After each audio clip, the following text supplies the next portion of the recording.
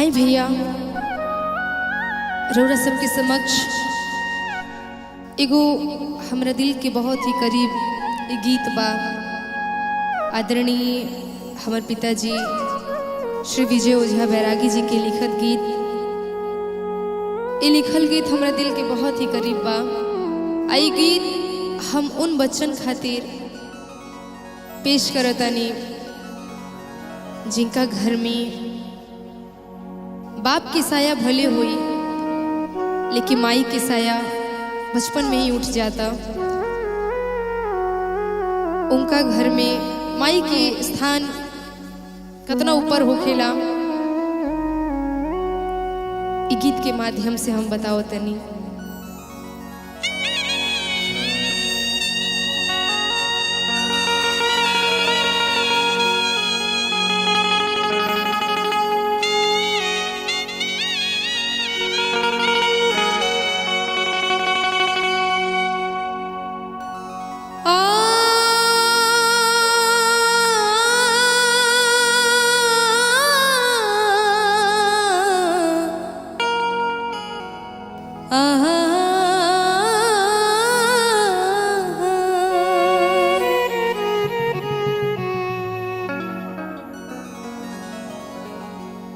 एगो लड़का अपना माई के जब अपना सामने मृत्यु होकर देखा था तो वो अपना माई के पार्थिव शरीर के संगे लोट लोट के रो रो के का कहता भैया हो कि छोड़ के तू जालू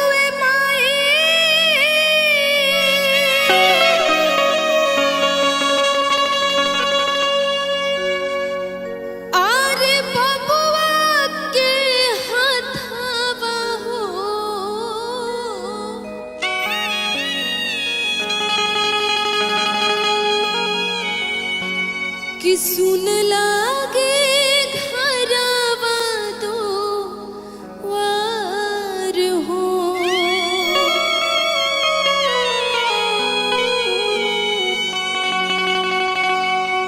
कि ममता की प्यार नहीं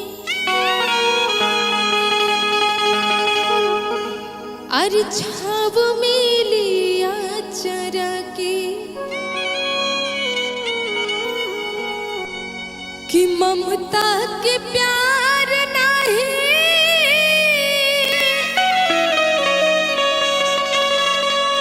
और छाव मिलिया चरा के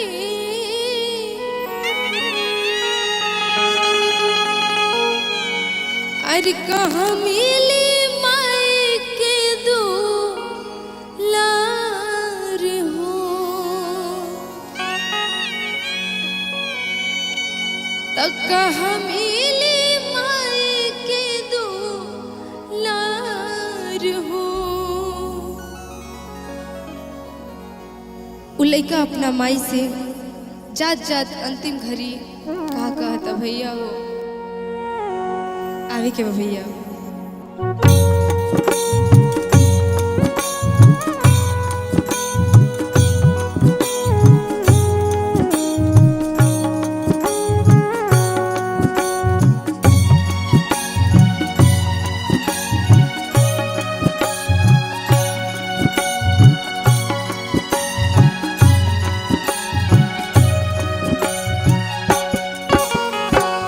छोड़ के तू जालू माई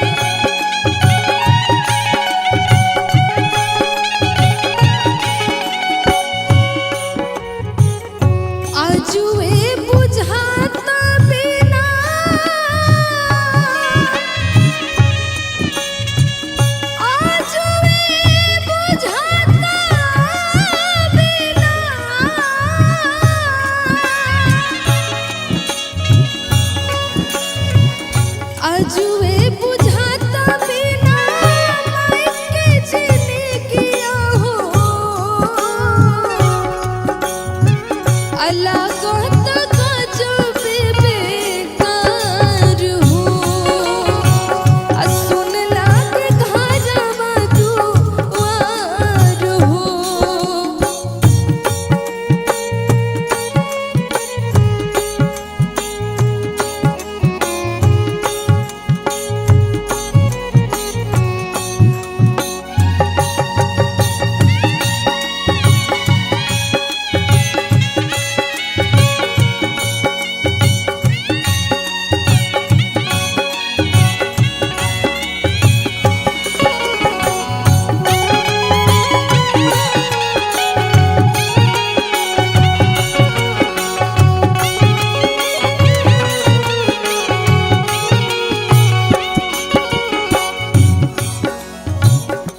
आज बुझाता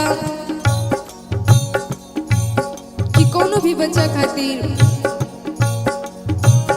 माई कितना अहम भूमिका निभावेली से यही खातिर अपन माई के अपना बाप के हमेशा प्यार दुलार देवे के चाहिए। काहे कि ये हम ना सबे जानता कि पूत का पूत हो सकेला मगर माई माता को माता कबू ना हो खेली।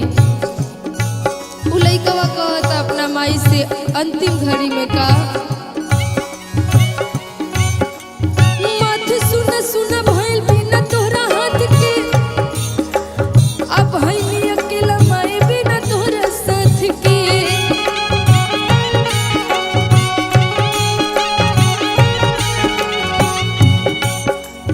माथ सुन सुन भइल बिना तोहरा हाथ के भइली अकेले माई बिना तोहरा साथ के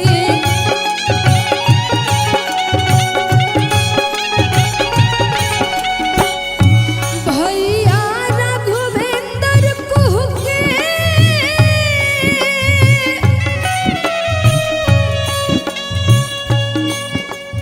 आर ढार ढार लोरावा हो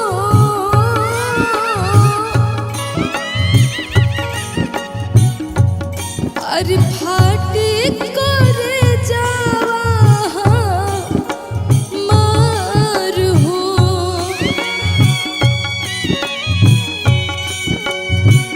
भैया रघुवेंद्र फाटे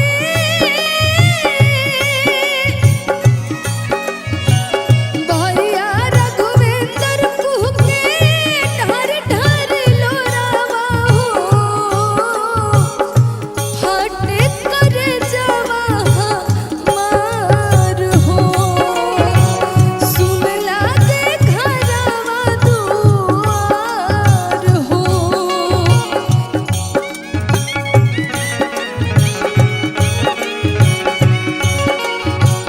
सुन लागे